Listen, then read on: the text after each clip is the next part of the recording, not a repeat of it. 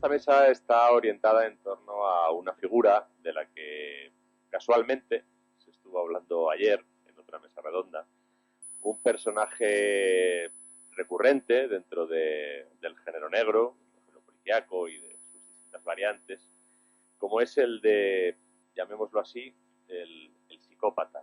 Y dentro de la tipología del psicópata, pues en particular esa figura, que es una figura no muy común en la realidad, pero sí bastante común en la literatura, como es el asesino en serie, lo que los anglosajones llaman el serial killer, y aquí se puede llamar asesino serial, o bueno, aquí siempre hay distinciones terminológicas, ¿no? Y distinciones entre asesinos seriales, asesinos múltiples, asesinos en masa, hay toda una tipología.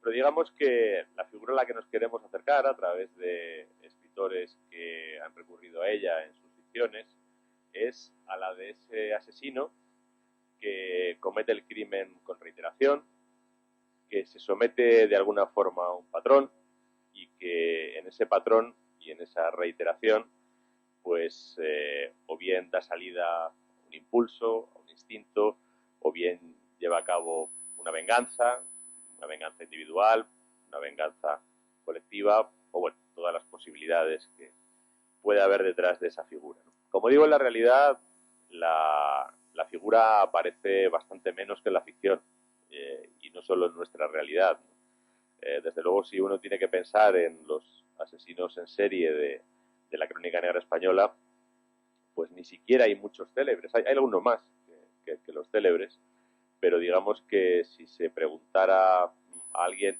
con unos mínimos conocimientos por asesinos en serie dentro de la crónica negra española, saldrían básicamente dos. Uno porque es muy aparatoso y el otro porque es relativamente reciente. El muy aparatoso es el Arropiero, un asesino que operó hace bastantes años y que mató a bastantes personas, no recuerdo cuántas exactamente, pero a bastantes. Sobre todo, además, asesinaba a gente en situación bastante desvalida y bastante desasistida, mendigos, gente que estaba un poco en situación marginal. Y el que tenemos quizá más fresco todos, por lo menos los que tenemos cierta edad, porque es reciente, es el que dimos en llamar, o dieron los medios en llamar, el asesino del naipe, el asesino de la baraja. Las dos posibilidades se dan porque en uno de los crímenes apareció en la escena del crimen una carta, un naipe, una carta de una baraja, y a partir de ese detalle, que por cierto trascendió a través de los medios de comunicación, el asesino, que no había sido quien había dejado esa carta, sino que sencillamente apareció de forma accidental en lugar del crimen, pues porque a veces las cartas se le caen a alguien y el viento se las lleva a algún lado, y a veces da la casualidad que aparecen al lado de un cadáver. Bueno, pues al hombre se ve que le hizo gracia esto y le pareció que le daba un toque de misterio, y se compró una baraja y empezó a dejar naipes en los siguientes asesinatos. Por supuesto, otra baraja diferente de la primera, ¿no? Con lo que ya la cosa era bastante chapucera. Bueno, en la ficción el personaje tiene muchas manifestaciones, y tenemos aquí a tres autores que yo creo, y por eso los hemos elegido y por eso los hemos invitado, que han sabido manejar con bastante habilidad esta figura, que es una figura, como digo, que la realidad ofrece de forma bastante limitada, y que cuando uno quiere trasladar a la ficción, pues necesariamente hay una gran dosis de fabulación, hay una gran dosis de invención, y tiene que haber una gran dosis de oficio literario para hacer creíble, consistente y convincente ese personaje ficticio. Los voy a presentar muy rápidamente. Tengo aquí al extremo de la derecha a Rafa Melero. Rafa Melero es subinspector o subinspector, como dicen ellos, del Cuerpo de Mossos d'Esquadra, la Policía Autonómica de Cataluña. Actualmente está destinado en un pueblo del Pirineo leridano, del Prepirineo, nunca sé si es Pirineo o Prepirineo, yo me hago un lío siempre, del Prepirineo leridano, pero ha estado destinado en prácticamente todos los lugares de Cataluña, en las 4 provincias. Ha estado mucho tiempo investigando homicidios en el área metropolitana de Barcelona, entre otros lugares, y está aquí como autor de una primera novela que se llama La ira del Fénix, en la que el protagonista o los protagonistas son un equipo de investigadores de los Mossos d'Esquadra, precisamente, y el antagonista, el criminal es un asesino serial que comete varios crímenes, el primero muy impactante, y son crímenes muy elaborados, y bueno, detrás de ello hay un móvil, que a mí me parece que uno de los méritos de la novela, que es bastante ambiciosa narrativamente y que es bastante sorprendente para ser una primera novela, quiero decir, alguien que es policía, alguien que ha investigado homicidios, no te sorprende tanto que conozca y que cuente también cómo lo hace el trabajo de un grupo de homicidios, pero sí te sorprende que alguien que tiene su primera novela se atreva a manejar una trama compleja, con muchas ramificaciones, con muchas aristas, con saltos en el tiempo y lo haga con tanta solvencia. La verdad, yo cuando la leí me sorprendió por eso. Más cerca tengo a César Pérez Gellida. César Pérez Gellida es autor de una trilogía, en este caso, formada por 3 novelas con títulos latinos. A ver si me acuerdo bien del orden. Es Memento Mori, Dies Irae y Consumatum Est. Todo, como veis, es muy alentador, ¿no? Son títulos que invitan a la alegría, ¿no? Bueno, son 3 novelas en las que aparecen 2 personajes fijos, luego van entrando y saliendo otros, que son un inspector del Cuerpo Nacional de Policía, destinado en Valladolid, el inspector Ramiro Sancho, y un asesino en serie, un psicópata bastante de libro, que se llama Augusto Ledesma, que conocemos casi en la intimidad, a medida que lo va persiguiendo el policía, y que tiene pues ese valor, tiene ese interés que no está en averiguar quién es el asesino lo sabemos, sino en descifrar cómo ese policía va a conseguir o no conseguir imputarlo, ¿no? Incluso en el momento en el que ya el policía tiene la fundada sospecha de que el asesino es el asesino, ¿no? Ese es un problema que tienen los policías en un Estado de Derecho, que no les basta con estar convencidos de que alguien es culpable, sino que tienen que probarlo de manera que funcione ante un tribunal de justicia. Bueno, él hace apenas 3 años, ¿no? Hace 3 años no había publicado ninguna novela, ahora ha publicado 3, y yo creo que con esa trilogía se ha conquistado un lugar por derecho propio dentro del panorama de la novela negra española. Y luego tenemos con nosotros también a un representante del género, en este caso un invitado que viene de Dinamarca, Erik Weller, y bueno, también se ha acercado en su literatura a esta figura, a la figura del asesino en serie, y entre otros, pues en el título que tenéis aquí disponible. Yo les voy a dar un turno de palabra a cada uno para que digan lo que les parezca en torno a su obra, el personaje, los personajes y cómo se los han planteado, y a partir de ahí pues ya iremos sacando más cuestiones. Si viene el moderador me bajaré de la mesa, y si no pues seguiré hasta el final. Si os parece el mismo orden en el que os he presentado, pues podemos ir haciendo el recorrido. Hola, buenos días, encantado de estar aquí en Getafe Negro, y como mi primera participación estoy disfrutando mucho de este festival que, bueno, a mí me ha sorprendido gratamente por la implicación que tiene en la ciudad y por el gran nivel de autores que están aquí representados. Yo como novato, que lo soy, y en eso tengo que aprender muchísimo todavía. De mi obra puedo decir, bueno, varias cosas. Yo me encontré en un momento de mi vida profesional que había estado, como decía Lorenzo, investigando homicidios, investigando robos, investigando delitos contra la salud pública. Me encontré un día que ascendí y de repente me encontré en un despacho dirigiendo y consultando estadísticas. Eso a mí, a nivel personal, no me llenaba y decidí escribir una novela. Entonces estoy quizá descargando mi investigador que llevo dentro en esas novelas, en este caso primera y segunda, que saldrá en marzo. La idea del Fénix está construida de una forma como la que a mí me gustaría leer, o como yo he visto muchas series policiales, Breaking Bad, algunos episodios de Navi, que es una serie que no se tiene muy en cuenta, pero a mí particularmente me gusta mucho. Y construí un flash forward. Empecé por el final, con mi investigador en una situación, bueno, muy, muy complicada, quise invitar al lector a que acompañara a ese investigador en el transcurso de esa investigación, a ver cómo resolvía una cosa gravísima que pasa en el primer episodio, que es que mi investigador sale de Barcelona con un cadáver en el maletero y se deshace de él.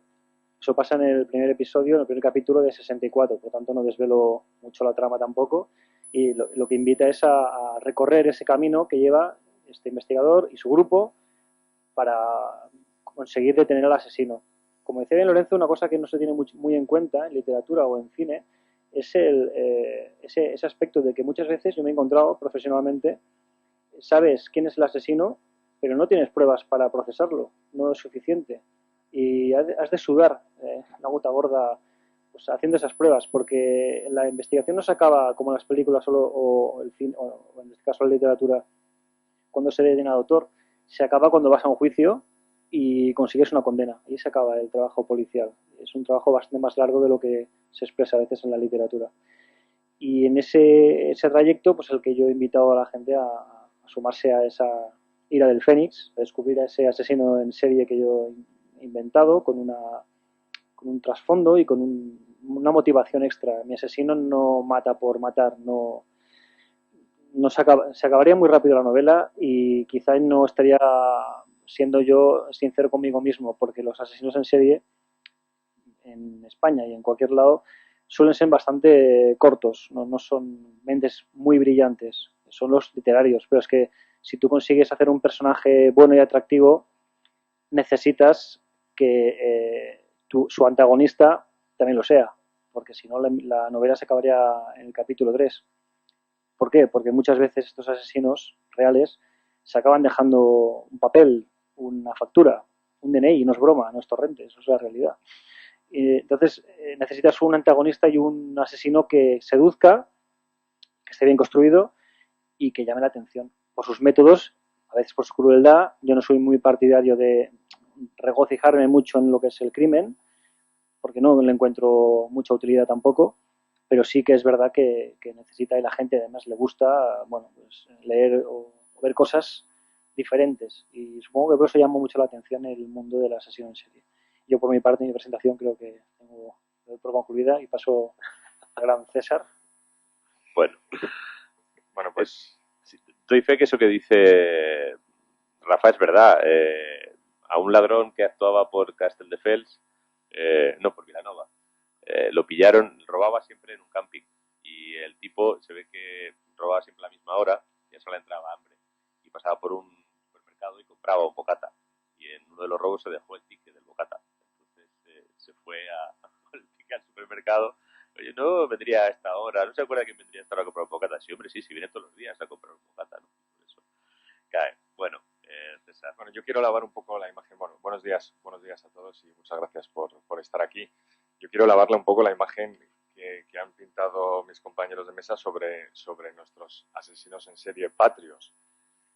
Es verdad que los dos que han citado, el arropiero Manuel Villegas y el asesino de la Baraja, no eran particularmente inteligentes, pero el arropiero, siendo un personajillo, como físicamente parecía, con un bigote tipo Cantinflas y desde luego nada organizado y muy alejado del estereotipo que conocemos del psicópata frío y calculador, se le pudieron demostrar 8 asesinatos, pero se cree, o él confesó, más de 20, repartidos por toda la geografía nacional española, incluso en Francia llegó también a matar. Quiere decir que no hace falta ser extremadamente inteligente para convertirse en un asesino en serie peligroso, y al final a este tipo lo engancharon porque cometió un error muy absurdo, ya empujado por su necesidad narcisista de que se conocieran sus crímenes, porque muchos de estos asesinos en serie, como es el caso, y ya enlazo con el mío, con Augusto Ledesma, sufren de narcisismo, ¿no?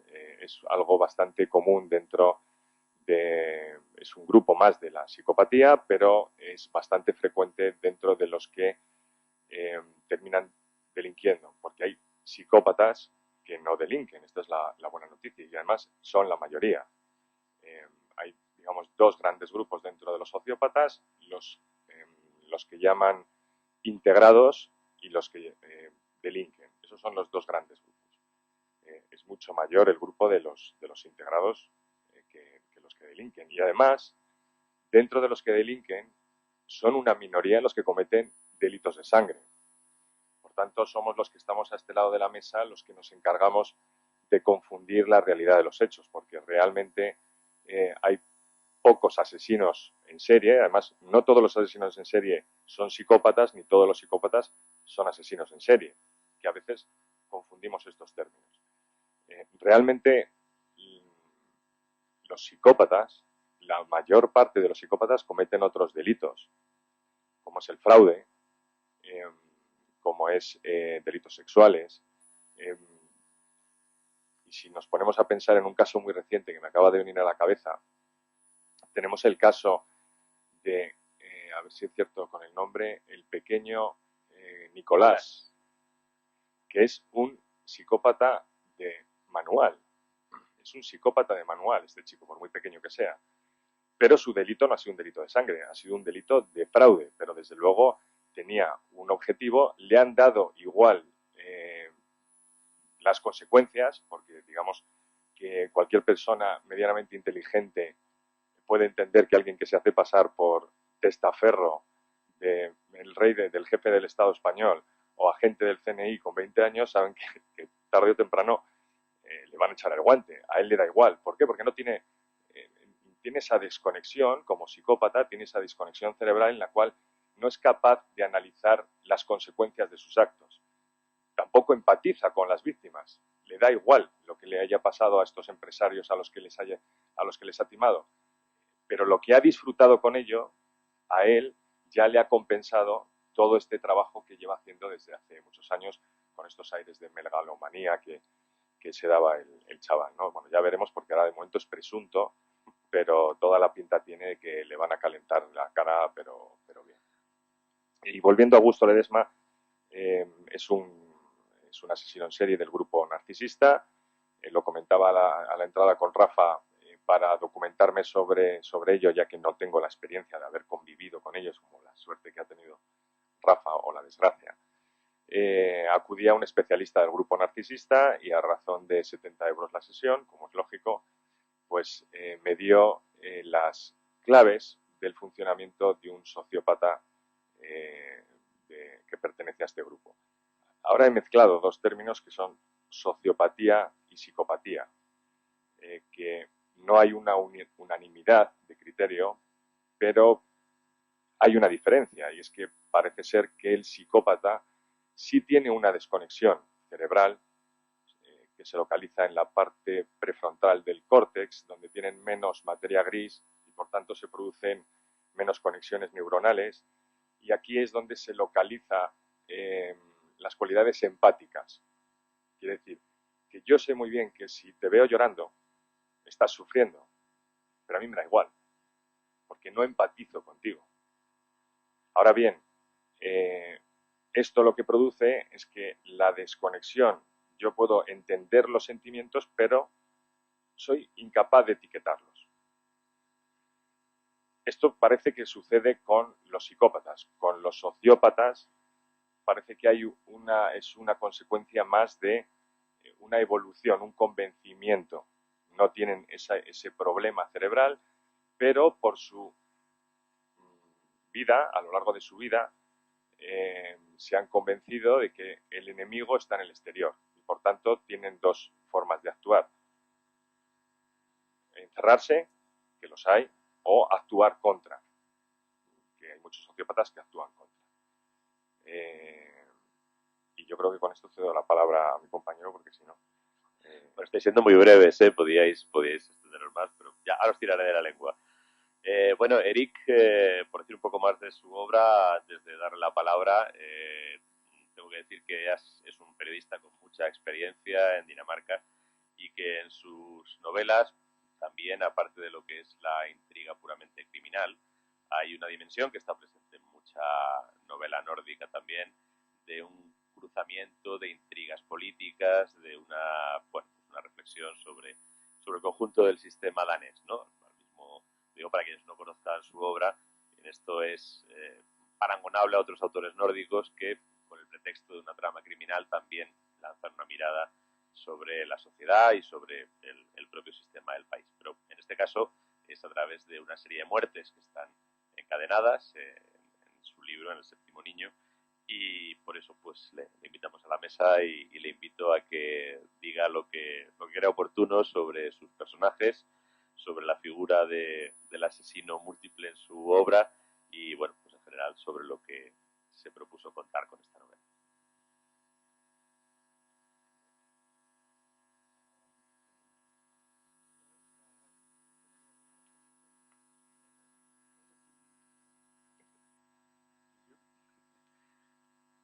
Serial killer in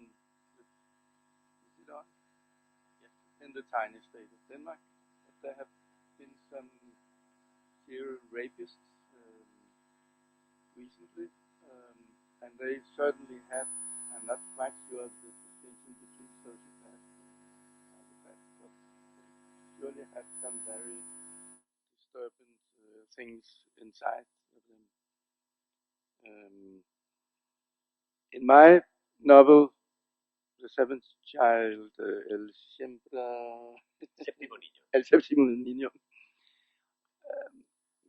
it begins, it's not a traditional Nordic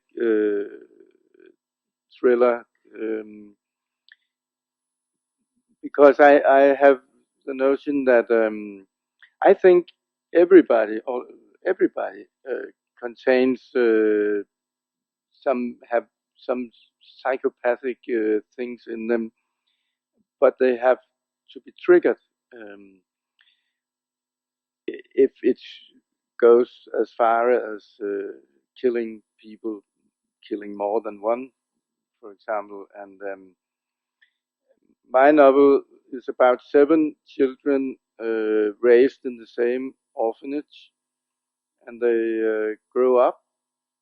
They are adopted by 7 different Danish families, and 40 years later, a woman is found dead on the beach near the orphanage where they grew up.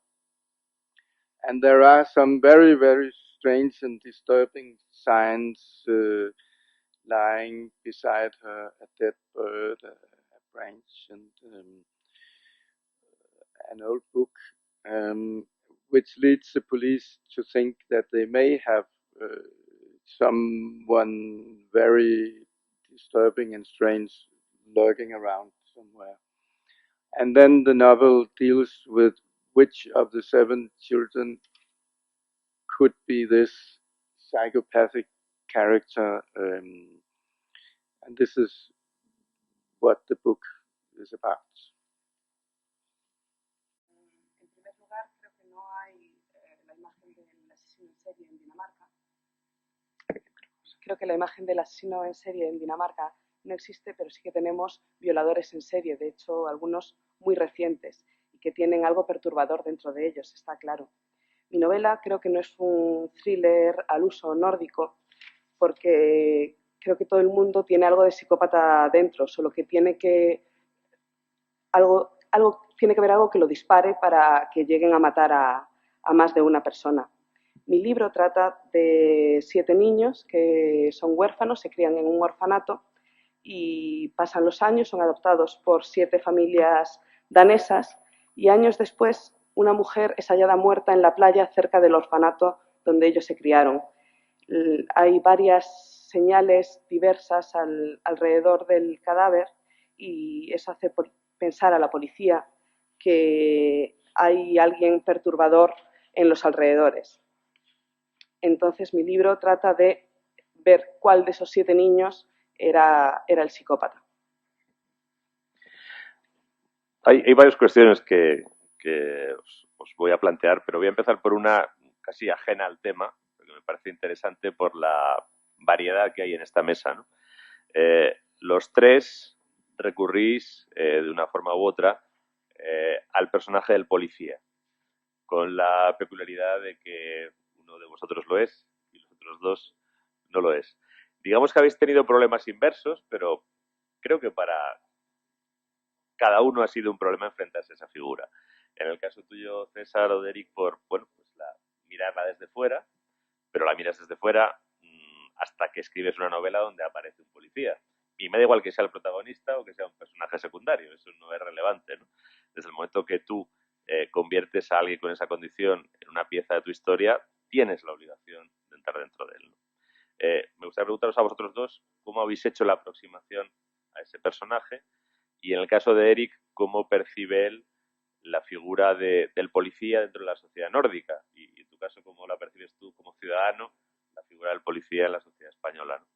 Y en tu caso, Rafa, pues la pregunta es la contraria, es decir, ¿cómo se hace para hacer literatura y para inventar con algo que tiene que ver con el uniforme que uno se cuelga de los hombros todas las mañanas, ¿no? Eso me parece también un bonito desafío, ¿no? Bueno, yo, claro, lo que es documentación para crear un personaje no necesito lo que es la documentación para el procedimiento, pero para el personaje, evidentemente, vas a tener un tipo de recurso. Yo, cuando escribí la novela, siempre te vienen flashes de psicópatas. Estoy muy de acuerdo en lo que ha dicho Eric. Los violadores son psicópatas de libro, totalmente de acuerdo, y para mí irrecuperables.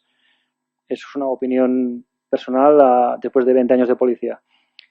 Dicho esto, recuerdo una imagen que se me quedó grabada después de que estábamos persiguiendo a un psicópata que había matado y violado a dos chicas, Silvia y Aurora, en Barcelona, en Hospitalet en el 2003.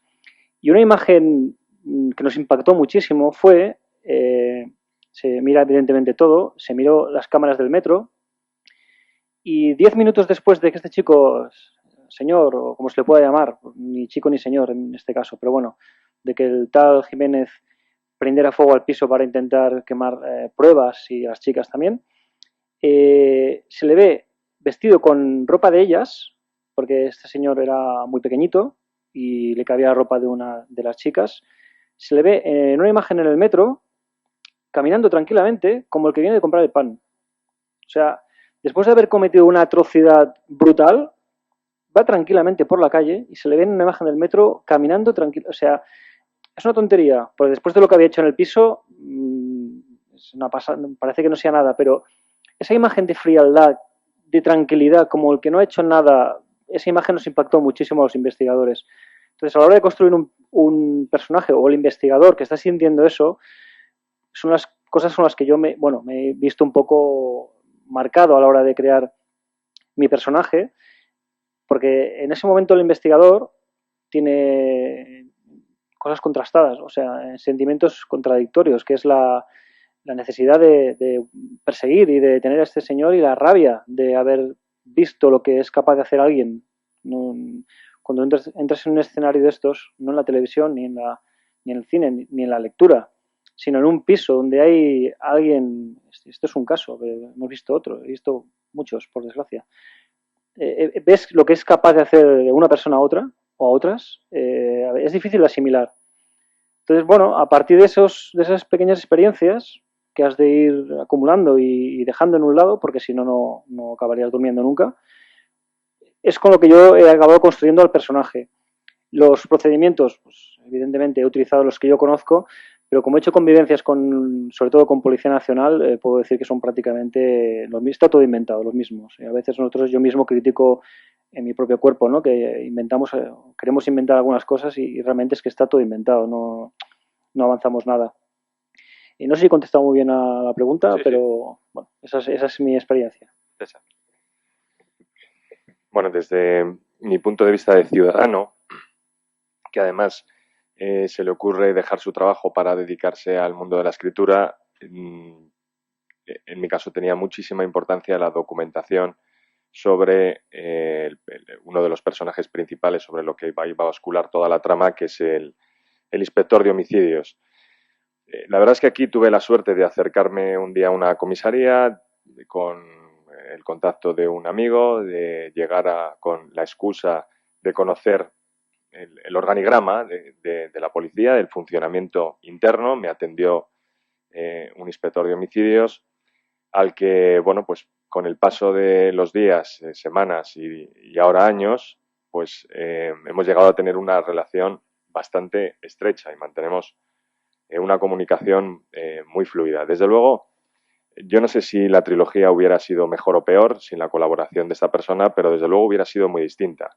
A mí lo primero que me sorprendió, yo he pasado varios días en comisaría,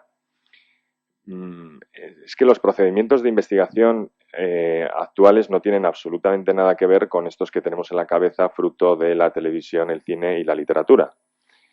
Son procesos de investigación mucho más manuales, mucho más artesanales, con mucho papel, mucha fotografía física, poco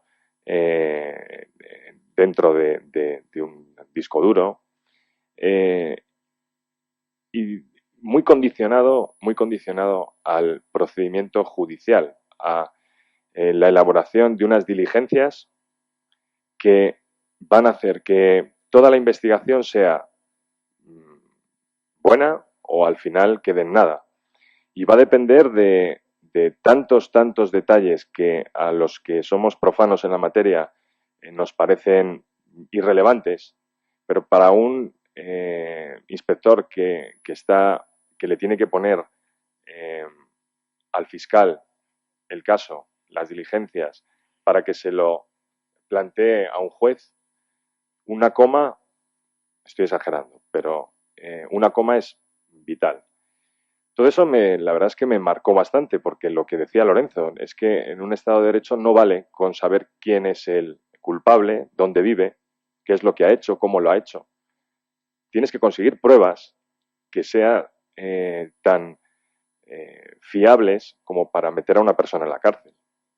Y bajo mi punto de vista, los malos tienen más cartas que los buenos, bastantes más.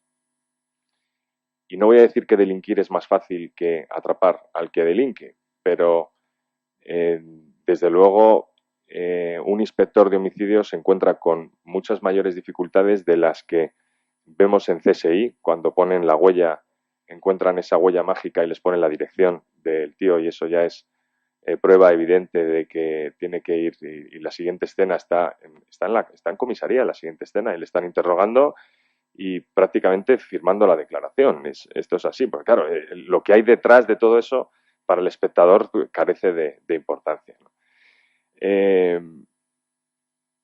No sería una de las profesiones que a mí me gustaría desempeñar, la de investigador.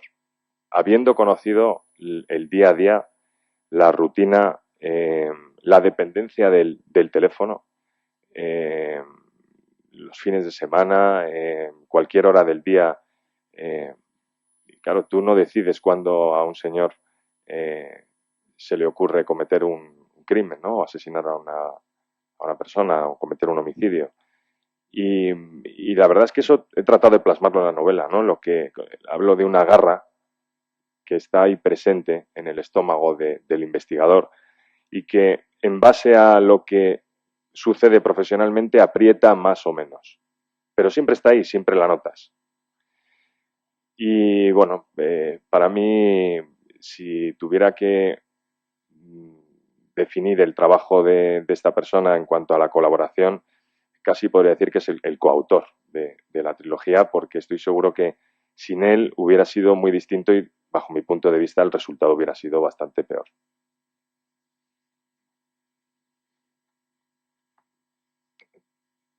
I think you asked about the typical Nordic policeman. Yeah.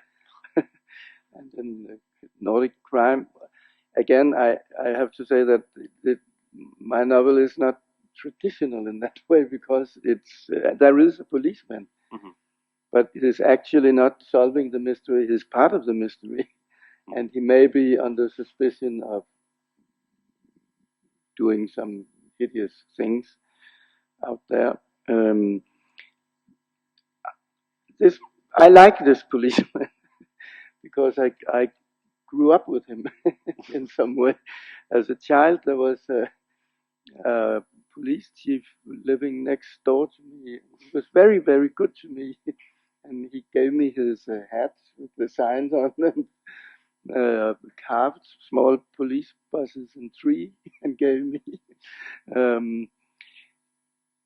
And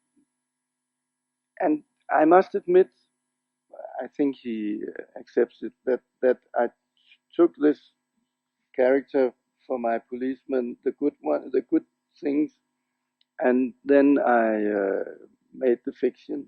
What if he, in fact, turned, because he also had this psychopathic strike in him. And now I won't tell anything about what happens, but the reader will be very suspicious of this policeman, who is both a good man who fought the Germans in the Second World War and did many heroic things, but now the darkness inside of him gets more and more clear during the story. I know a lot of policemen, I've been working as what do you call it, crime reporter on the biggest Danish daily newspaper. So I would like to next time to have a more traditional police investigator, because I could go to these. One of them is chief of the section that solves all the killings in Denmark, and so I could get a lot of good stuff by talking to them. Creo que me has preguntado por un policía típico nórdico, y nuevamente creo que en mi novela no es lo que se muestra, ya que el policía de mi novela es parte del misterio, es bastante sospechoso. A mí me gusta la policía, porque crecí con ellos. Había un vecino que era jefe de policía y que era muy majo, me dejaba la gorra, y admito que cogí para mi personaje las cosas buenas de este señor y le añadí los detalles de psicópata. No voy a decir lo que pasa en el libro, pero el lector va a sospechar de este policía, que tiene la parte buena porque luchó contra los alemanes durante la Segunda Guerra Mundial, pero a lo largo del libro se va viendo cómo la oscuridad que tiene dentro también va saliendo. Conozco un montón de policías, fui periodista de sucesos, así que la próxima vez intentaré mostrar un policía más tradicional, porque había uno de estos hombres que trabajaba en homicidios y seguro que podría contarme muchas cosas que podría utilizar en el libro. Pues voy a aprovechar la respuesta de Eric para lanzar la siguiente pregunta. Me da pie. La pregunta es, en vuestras novelas, y ahora ya sí que vamos a volver al criminal, aparecen unos personajes respecto de los que yo me hago una pregunta, me la hago como lector, intentando ser lo más inocente posible como lector. Vale para Fénix, para Augusto Ledesma, para el responsable, el que está implicado en esas muertes en el libro de Eric. Nos hallamos ante alguien aquejado de maldad, alguien aquejado de enfermedad o alguien aquejado de las dos cosas. Digo vuestros personajes, y si queréis lo podemos extender a la reflexión sobre el crimen en general y sobre la criminalidad violenta, ¿no? Bueno, yo como decía antes César, comentaba que mucha gente es psicópata, sociópata, y simplemente caminan entre nosotros. El problema es que un día te cruces con este psicópata y lo ofendas. Ahí puedes encender una mecha que está apagada, que está ahí latente, y que en ese momento te pilla a ti por medio. Yo creo que, bueno, a nivel psicológico, yo no soy psicólogo ni psiquiatra, no podía ahora dar una valoración sobre eso, ¿no? Yo puedo valorar lo que he conocido por trabajo. Yo he llegado a pensar, cuando he perseguido a uno de estos, que perseguía al diablo, y lo digo así. Yo he llegado a pensarlo, que estaba persiguiendo. Es normal y es bueno que lo piense, porque eso significa que no soy capaz de pensar como él. O sea que si tengo esos razonamientos, para mí es bueno, y para todos los policías que los persiguen, bueno, creo que es bueno que no podamos llegar a ese nivel de comprensión. Si el día que comprendamos que eso es normal, aquí habrá un fallo y algo habremos de arreglar. No sé, me acordaba de uno, también uno que bastante malo, que entrevistamos tenía dos hermanas, era un violador, y una de las hermanas, cuando lo detuvieron la primera vez por violar a una chica, y era muy joven, lo hizo con 17, era muy violento. Una de las hermanas ya no quiso jamás saber de él, no quiso nunca más saber de él. Es una persona normal, o sea, es un hermano, es muy fuerte esto, pero en cambio la otra, bueno, lo iba cogiendo, como iba entrando y saliendo, porque es lo que pasa en España con el sistema penal y de reinserción, y como he dicho antes y mantengo, yo creo que no se pueden reinsertar los violadores, pero bueno. Como iba entrando y saliendo de la cárcel, esta hermana sí lo acogía, pero la otra jamás nos atendió, jamás quiso saber nada de nosotros, simplemente nos decía que no tenía hermano y que no quería saber nada de él. Entonces, si este chico ya con 17 años ya violaba, yo no soy nadie para poder analizar si hay maldad interna o no, yo creo que era muy malo y había nacido así, por lo que yo creo. No se veían las hermanas raras. No sabemos tampoco ni profundizamos si habían tenido abusos a veces, ¿no? Abusos de cuando eran pequeños. No sabemos, pero yo creo que hay gente que simplemente nace con un chip desviado y, bueno, pues eso, van por la vida y quizá no tienen... De hecho, mi personaje es un personaje que tiene una motivación, no es un psicópata, él tiene una motivación. Es un psicópata y es capaz de no tener empatía, como muy bien decía César, no tiene empatía, no le es igual que la víctima llore o patalee porque le es completamente igual y es capaz de hacer daño. Yo, al final, si queréis, yo os contaré un caso de un psicópata que tuvimos en Lleida, con apellidos catalanes, catalán, que que nadie habrá oído hablar de él y tiene tela lo que hizo y lo que sospechamos que hizo. O sea, al final, si queréis, os explico un poco. Vale, ya tienes que hacer. Bueno, es que en Cataluña, permíteme que te diga, hay mucho psicópata y sociópata. Pero en Cataluña hay mucho político. Y esto no es ninguna tontería. Los sociópatas y los psicópatas, muchos de ellos por una razón natural, y es que ansían el poder y ansían manejarlo, tocarlo. Muchísimos terminan en la política. Muchísimos. O en cargos o en altos cargos financieros. Blesa es un psicópata de libro, porque le ha dado exactamente igual, sabía perfectamente lo que estaba haciendo cuando vendía las preferentes. Se está grabando todo, César, lo digo Sí, porque bueno, conozco al abogado de Blesa nos veremos en la cárcel. Blesa. Tiene buen abogado, ¿eh? Sí, malo no lo tiene. Se lo ha puesto difícil, pero tiene un buen abogado. Inteligentes, bueno, lo que pasa es que toma algunas determinaciones, pero bueno, al margen. Es cierto, los psicópatas, los sociópatas, podemos hablar del grupo de trastorno antisocial de la personalidad por meter, le llaman TPA, por meter a los dos grupos dentro de un mismo término. Están efectivamente entre nosotros. Si nos vamos al porcentaje que dice de la OMS, estamos hablando de un 2,5%, ¿vale? No quiere decir pero sí, claro, tú has mirado a tu lado, es muy probable que, pues, no sé, si nos vamos al porcentaje a alguien, por probabilidad, aquí en esta sala tenga un tipo de trastorno antisocial de la personalidad que puede ser el moderador perfectamente de... Solo uno, ¿eh? Aquí solo tenemos uno, o sea que lo controlaremos. Bien. Para responder la pregunta que ha lanzado Lorenzo, yo diría que si nos vamos al término jurídico, los sociópatas y psicópatas son condenables penalmente, porque no se considera que tengan una enfermedad, no se les considera enfermos mentales, porque en todo momento son conscientes de que están cometiendo un delito y están haciendo daño de cualquier tipo, físico o porque están extorsionando o porque están cometiendo un fraude, etcétera, etcétera. Son conscientes, insisto, en todo momento. Otra cosa es que les importe o no les importe el mal que causan.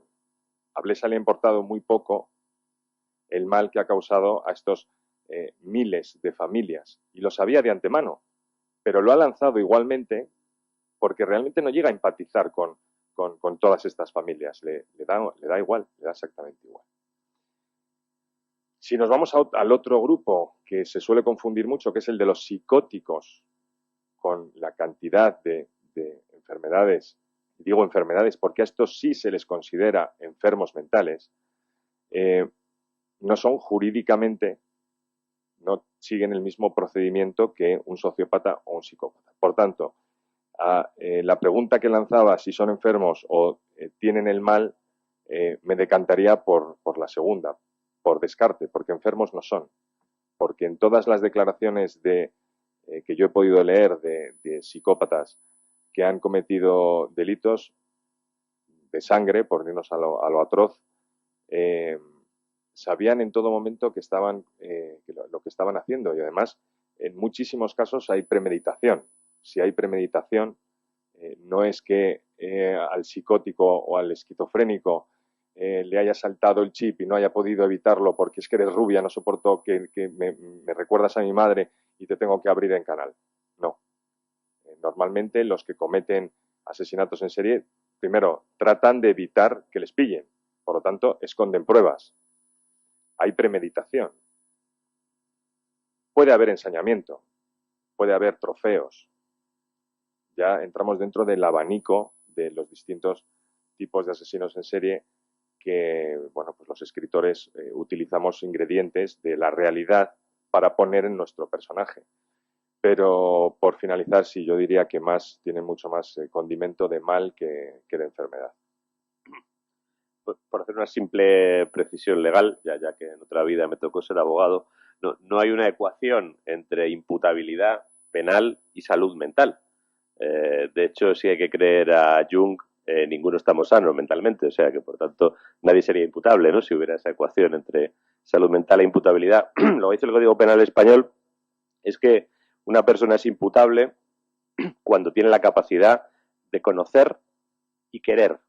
Es decir, cuando percibe la realidad de forma clara, como indudablemente la percibe el psicópata, y también tiene la capacidad de decidir sus actos. Es decir, no actúa impelido por un impulso irresistible o incontrolable, sino que tiene, digamos que su máquina de decidir, decide. Y decide su máquina, no se produce un fenómeno que le haga perder el control. En ese sentido sí que son claramente imputables los psicópatas, aunque eso sería compatible con que no fueran del todo sanos, ¿no? Por eso lanzaba la pregunta. Eric. In my book, I'm telling a lot of stories, but one of the stories is from the period when I was a crime reporter, as mentioned. One of my best colleagues on another newspaper at the biggest Danish tabloid some years ago managed to free convicted rapist. He was convicted, this man, of 6 cases of rape. There was no technical evidence, but only witnesses. And my friend and colleague ran a huge newspaper campaign that also went on television and radio stations for a year, and somehow managed to get this man. This man was he had lived alone, and suddenly within a year had raped 6 women driving as a cab driver. He found them in the night, but my colleague managed to get him into a special Danish court. You might have this in Spain, that in very rare cases can free a convicted person after a new trial. This man and my colleague got the highest Danish award, journalist award, and being in a tent in the middle of the night. And this man, who had just been freed from jail, went into the tent with a gun and shot them dead, and was caught on the spot. And this is a true story. unfortunately. And I remember my colleague, he was, his whole career and person was ruined. He never got up again. He was devastated. He was the cause. He had done completely wrong. He had freed the evil man himself. And he was the cause of two 12-year-old boys' death. And I talked to him because you talked about the evil. And he said, I never saw it coming. I've been talking to him in jail 100 and 200, 300 times, and he was so convincing. He must, in fact, have been two persons. And I remember there was a very famous American thriller with a boy who could switch between two. I don't remember the name. And he was like this. He's still in jail. And then at the moment I was in the Danish national broadcast, and we had the notion to make a big documentary only called The Evil. But he never talked again. He wouldn't participate. So the point is that nobody knows where this came from. He never explained it. The story is in the book, and you will think it's fiction, but it's true.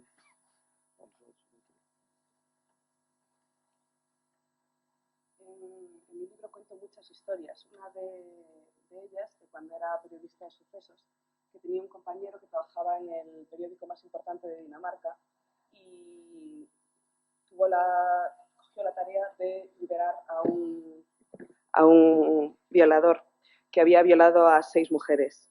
No había pruebas, solo testigos, y este compañero inició toda una campaña que también se reprodujo en televisión y en radio durante un año y consiguió que liberaran a este hombre. Este hombre, que vivía solo, toda una vida normal, y de repente en un año violó a 6 mujeres haciéndose pasar por taxista a las noches.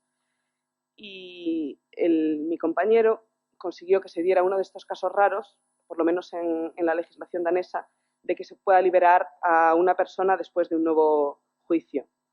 Le dieron un premio por su labor y todo el mundo decía que fantástico lo había hecho. 2 semanas después de que fuera liberado este hombre, 2 chicos estaban acampados en una playa en Copenhague y llegó este hombre y les pegó 2 tiros en la cabeza. Lo detuvieron infraganti, pero mi compañero estaba devastado por el error que había cometido, porque había liberado a la maldad y se sentía culpable de la muerte de estos chavales. Y me comentó que no lo había visto venir, que había hablado con él cuando estaba en la cárcel y que parecía tan normal, tan tranquilo, que tenía que tener como 2 personalidades. El caso de este chaval de Estados Unidos, que cambiaba entre ambas personalidades. Este era algo así.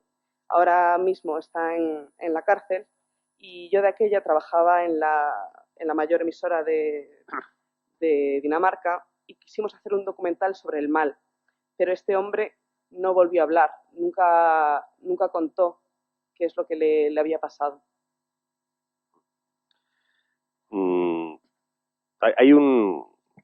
Estoy pensando ahora mismo en varios libros que he leído recientemente donde aparece un psicópata, un personaje que comete varios crímenes de forma violenta, cruel, etcétera. Y es curioso porque son de diversos autores y en la personalidad de todos y cada uno de esos asesinos hay un trauma previo. Hay una ecuación víctima-victimario. Es decir, quien convierte en víctimas a otros ha sido víctima previamente, normalmente en una etapa temprana de formación, de la sensibilidad y de la personalidad. Y es curioso porque este argumento se repite una y otra vez en la ficción, ¿no? No sé qué pensáis sobre si de alguna manera existe siempre esta relación o si puede haber gente que, como decías tú antes, viene programada de fábrica con el chip fundido sin necesidad de que nadie le haga nada. Y enlazada con ella, para hacer y también ir un poco concluyendo y dejar luego preguntas al público, quería hacer otra pregunta que no tiene nada que ver con la figura del criminal, que es algo que está presente en vuestras novelas como en todas, ¿no? Que es el escenario. Pero además en vuestras novelas el escenario tiene una importancia significativa, ¿no? Quería que cada uno desde su experiencia y su historia y desde su escenario pues nos contara cómo ha trasladado ese espacio. En el caso de Rafa hay una parte de su escenario en Barcelona. En el caso de César es interesante porque ha convertido en escenario a la ciudad de Valladolid, que es su ciudad, y que es, bueno, pues esa capital castellana tradicional en la que supuestamente no pasa gran cosa, ¿no? Eso se percibe desde aquí, y que sin embargo se convierte en el escenario y el hábitat de un personaje terrible. Y en el caso de Eric, bueno, pues Copenhague, Dinamarca, como espacio. ¿En qué medida, cuando escribe una novela, aunque sea una novela de corte criminal, siente que está contándoles a los demás su ciudad, su país, y de qué forma afronta esa tarea? Bueno, yo en mi caso, Barcelona es una ciudad que ya históricamente, gracias a Vázquez Montalbán, es una ciudad oscura y negra, ¿no? Tiene una historia que la hace muy atractiva para escribir. Yo he vivido en Barcelona en dos épocas. A mí Barcelona es una ciudad que me gusta mucho. Y lo que sí que es verdad es que por mucho que pase un crimen en Barcelona, la realidad es que no todo el mundo vive en Barcelona. Mucha gente no vive en Barcelona, viven en las afueras, viven en la área metropolitana, o viven en Girona, o viven en donde sea. Entonces, cuando tú investigas un homicidio, un asesinato o cualquier delito, te vas fuera de la ciudad. Siempre vas, mucha gente no. Tú puedes tener un testigo en Girona, pues te has de ir a verlo. Puedes tener un testigo en cualquier sitio. Entonces, creo que no te has de limitar solamente, bueno, depende de la novela también, ¿no? Pero no te has de limitar a explicar la zona, lo que te gusta, sino que has de ser un poco real en ese aspecto. Yo busqué unos espacios para mí conocidos, porque, como decía Lorenzo en la presentación, yo he trabajado en muchísimos sitios de Cataluña, y entonces me he dado cuenta de que hay espacios que realmente no son conocidos ni por los catalanes. Y a mí me gusta mucho, pues bueno, curiosamente no he ubicado nada en Lleida, que es donde vivo, de momento al menos. Pero sí partes de Girona, partes de pueblecito que se llama Palafrugell, precioso, un sitio que, bueno, que es muy bonito. Entonces, o Sabadell o Terrassa, yo también he estado viviendo allí trabajando. Es muy fácil que la acción te lleve a diversos sitios, y es bueno que la gente también sepa que si tienes una investigación de homicidio, eso se hace en equipo, y entonces pues tú como jefe de investigación de ese grupo pues mandas a 2 mozos o policías, los mandas a buscar tal declaración y los mandas a donde sea. No te tienes que poner fronteras. Yo envío gente afuera de España y todo a buscar declaraciones con comisiones rogatorias. Bueno, no te has de limitar, creo, no te has de limitar. Yo también quiero felicitar a César, porque he escuchado antes la intervención que ha dicho. No todos los escritores se documentan de la manera que se documenta él para poderse poner en la piel de los policías. Y eso es algo que se debe agradecer, como evidentemente lo hace Lorenzo, pero Lorenzo ya es que está en otro nivel, ¿no? Pero esa documentación y esa realidad, que supongo que es el éxito que está teniendo, no todo el mundo lo hace. Yo pues, lo quiero felicitar desde este micrófono, porque eso es, bueno, seguramente yo no leo su novela, pero lo tengo pendiente, le dará una veracidad a la acción, que es lo que he intentado hacer con la mía. Mi Fénix, mi asesino, tiene una obsesión con el fuego, tiene varias cosas. Entonces, lo que yo he intentado con mi novela, con mi investigación, es que una cosa que puede pasar en el cine o puede pasar en la serie o en este caso en mi novela, si pasara realmente, ¿cómo se investigaría? Ese es el kit de la cuestión. ¿Cómo se investigaría eso realmente? Y así es, y ese es el pequeño éxito que quizás está teniendo la idea del Fénix, ¿no? Pues muchas gracias, Rafa. Viniendo de un mozo activo, pues es un halago. Muchísimas gracias. Víctima, victimario, que preguntaba Lorenzo, bueno, es muy recurrente. Es cierto que muchos autores utilizamos este pasado funesto de los asesinos asesinos en serie para explicar un poco el motivo que les lleva a cometer estos delitos. Es frecuente que se dé también en la realidad, pero no en todos los casos. No en todos los casos. Quiere decir que, bueno, se habla de una le llaman la tríada de una persona en edad adolescente que ha sufrido malos tratos. Si se orina en la cama, comete actos con el fuego, es pirofílico, y maltrato a los animales, tiene muchas posibilidades de convertirse en un psicópata.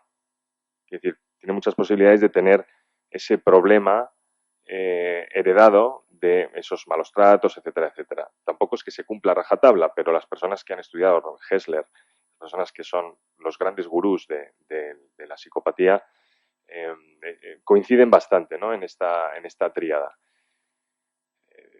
Desde luego que luego te encuentras casos con personas que vienen de buenísimas familias que no les han puesto la mano encima, pero que han cometido crímenes atroces.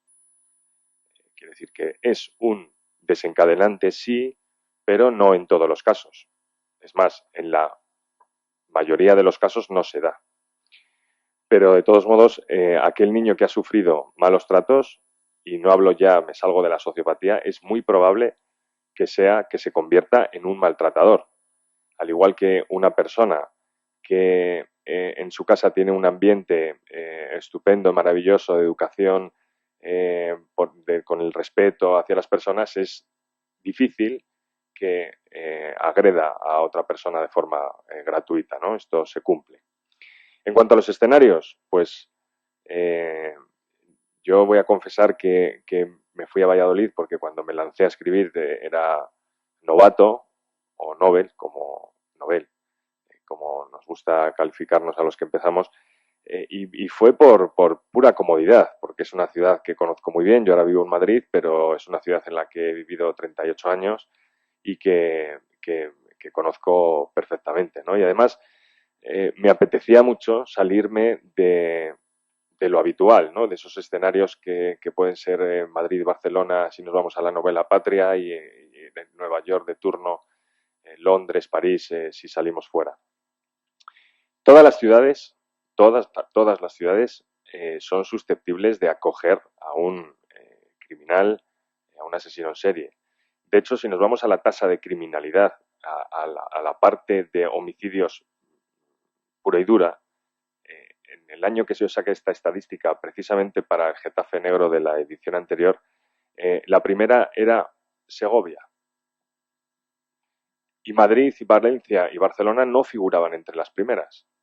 Ahora, si nos vamos al volumen, si nos vamos al dato, por volumen de población, por densidad de población, hablando más propiamente, evidentemente se cometen muchísimos más delitos violentos en estas grandes capitales. Pero claro, en Segovia, con 30 y tantos mil habitantes, se cometen 2 homicidios un año y ya se dispara.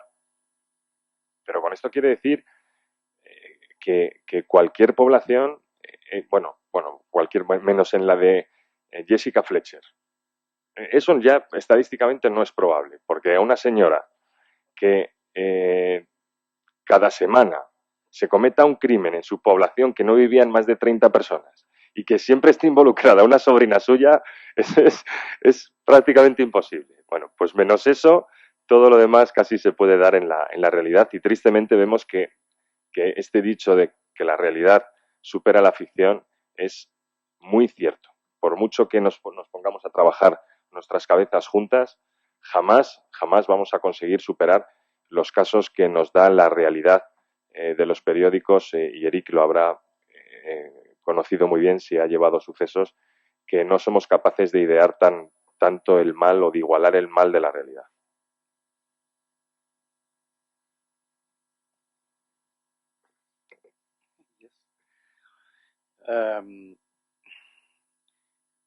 The 7 children that grow up during my story is adopted, and then it was easy for me to place them, which I did on purpose, in 7 different places in Denmark.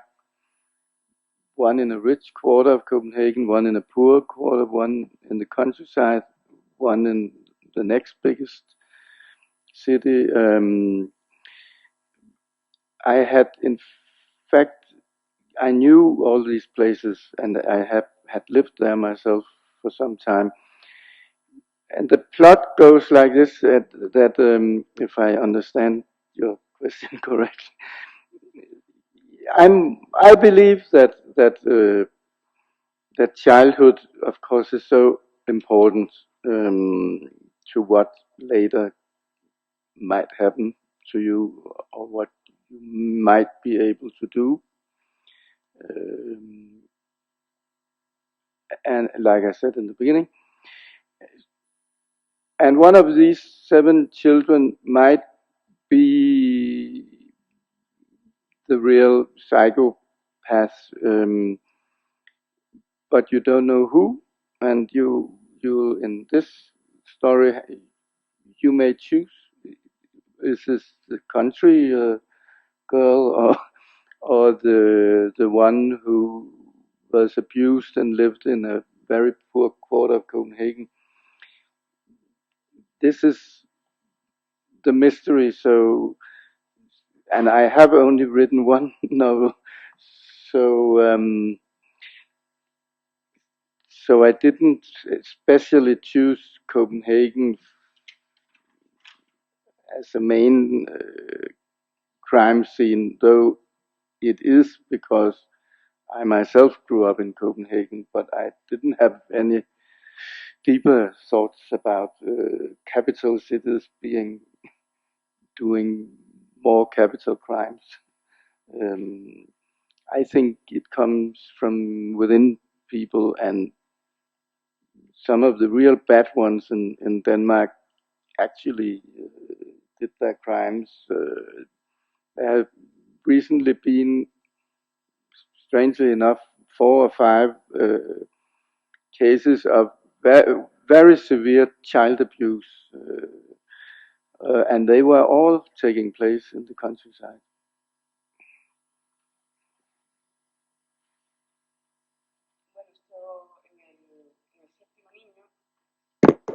En el séptimo niño son 7 niños que son adoptados. Entonces me resultó muy fácil distribuirlos en 7 puntos distintos de Dinamarca. Uno rico de Copenhague, otro en un barrio pobre, uno en el campo, otra en una ciudad mediana. Y yo he vivido en todos estos sitios. Considero que la niñez es importante en lo que va a pasar en tu futuro y en lo que vas a poder hacer o no. Y uno de estos niños puede ser un psicópata, pero el lector no sabe y entonces puede intentar imaginarse. ¿Será el chico de campo? ¿Será el niño maltratado que vive en un barrio pobre? Solo he escrito un libro, así que no elegí Copenhague como escenario de crimen muy a propósito, ni le di muchas vueltas a si se cometen más crímenes en la capital. Creo que el crimen es algo que uno lleva dentro y en Dinamarca últimamente se han cometido 4 o 5 crímenes de abuso infantil y todos han tenido lugar en el campo. Muy bien. Rafa Melero no se va a ir sin contarnos la historia, pero antes de despedir el acto y darle la oportunidad que nos la cuente, quería dejar la oportunidad a que hagáis, si tenéis alguna pregunta o plantear cualquier cuestión a la mesa.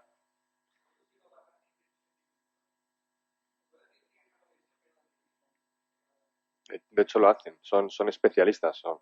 Se habla de una característica muy común, es que son camaleónicos, porque ellos perfectamente pueden fingir emociones, son especialistas en fingir emociones, pueden ser súper agradables contigo y realmente piensan que eres una mierda absoluta y que odian este momento que están compartiendo contigo, pero pueden ser súper agradables. O pueden fingir una calidez que no tienen para conseguir el acercamiento a esa persona y después mostrarse como son. Porque distinguen perfectamente las emociones. Lo que pasa es que no consiguen, no tienen, digamos, ese archivo que les diga que esto que están sintiendo es bueno, esto que están sintiendo es malo. Por lo tanto, no tienen esa segunda voz que te dice que como esto es malo, para de hacerlo. Eso no les sucede. Esa desconexión que tienen ahí les impide conseguir.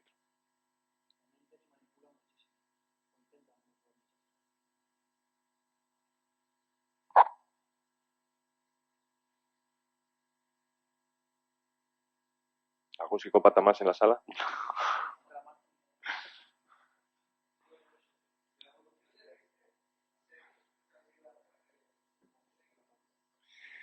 Yo sé de qué va, pero no la he visto, no la he pillado yo esa.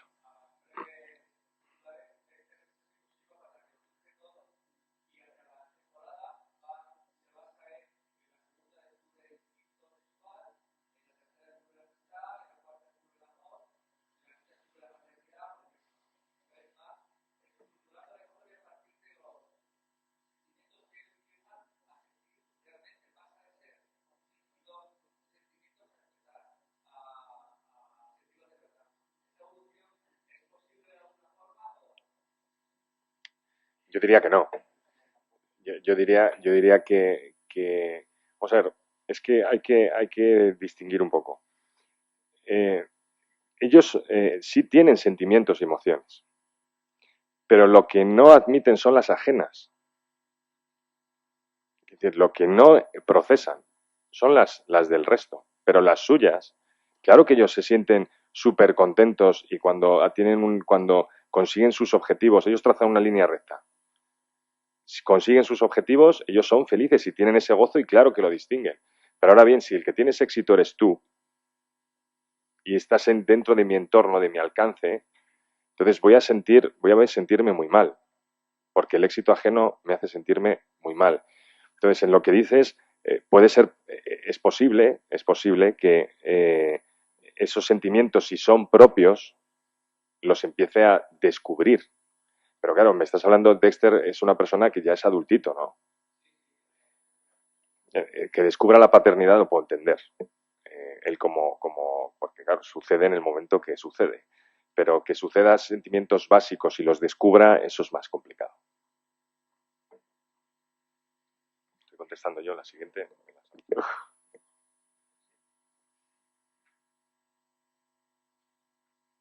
No somos muy dexterianos, me parece, aquí en esta mesa. Yo tampoco es una serie que nunca me he creído, la verdad. Bueno, pues si no tenéis más preguntas, Rafa, no se puede tirar la piedra. Mira, hay un dicho entre los policías, y me vais a perdonar que es, viene al cuento, es de putas putadas. Es un dicho que muchos no respetan, algunos no respetan y luego salen los diarios. Bueno, hay un señor de 63 años en Lleida que frecuenta ciertos lugares indecentes donde están estas señoras ofreciendo sus servicios. Entonces conoce a una de estas chicas y empieza a alardear de que tiene 6 millones de pesetas, porque esto es el año 2000, pero él todavía habla en pesetas en ese momento. Entonces lo empieza a alardear en un sitio donde es muy peligroso alardear de según qué recursos. Esta señora tiene un amigo al cual le cuenta. Entonces el amigo le dice, vamos a convencerlo para le robaremos a este señor. Y entonces lo convence con astucia, y tampoco le hace falta mucha astucia. Este señor con 63 años y poca vida, más que frecuentar este sitio, no hace nada más. Acaban en una especie de torre. En la torre aparece nuestro protagonista, el señor Albert Calderó Pibray, condenado. Tranquilos, puedo decirlo, está condenado por asesinato y 32 años de cárcel, está ahora mismo en prisión. Aparece en escena este señor, lo atan a una silla y le intentan empezar que les diga, le cogen la tarjeta de crédito y empieza a pegar. La chica empieza a asustarse ante lo que está viendo, empieza a pegarle muy fuerte, le llega a romper la mandíbula, eso lo sabemos a posteriori, le corta dedos, porque el señor empieza a decir que no tiene 6 millones, que tiene 300.000 pesetas, pero no se lo cree. Entonces, lo tortura de tal manera que al final acaban robándole.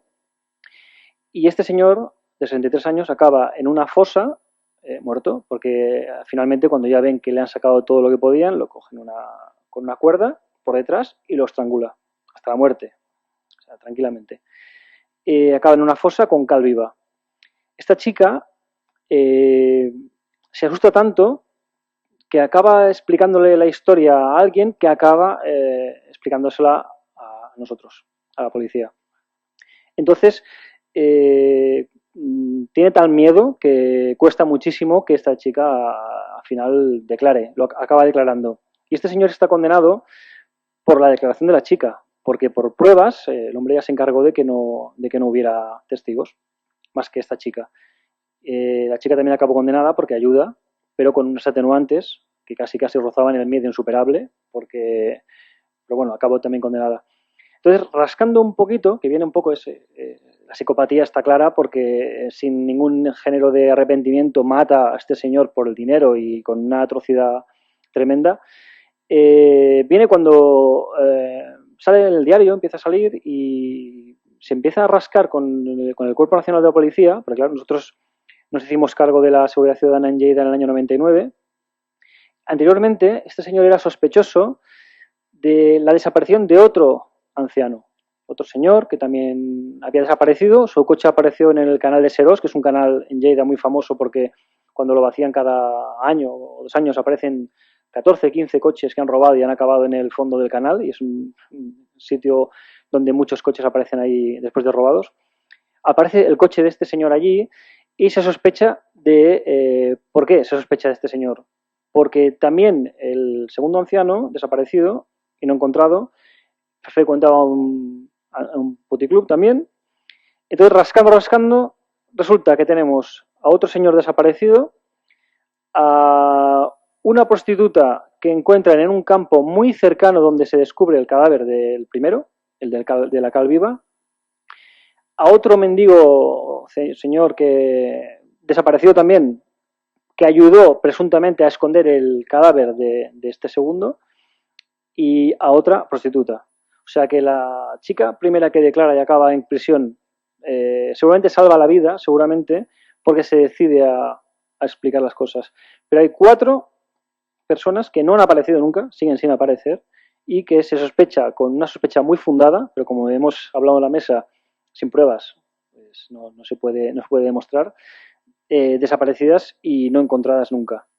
O sea que este señor, como digo, catalán, de pura cepa, Albert Caldero Pibray, está condenado a 32 años de cárcel por asesinato y actualmente se encuentra en prisión. Pues me ha parecido una historia acorde con la mesa. Muy bien, pues tenemos un serial killer más, la versión catalana, ¿no? Por si nos faltaba. Bueno, pues muchas gracias a todos por vuestra intervención, a la mesa, a Eric por venir desde Dinamarca y a todos por escucharnos esta mañana. Continuamos por la tarde en la fábrica de harinas y mañana aquí otra vez. Gracias.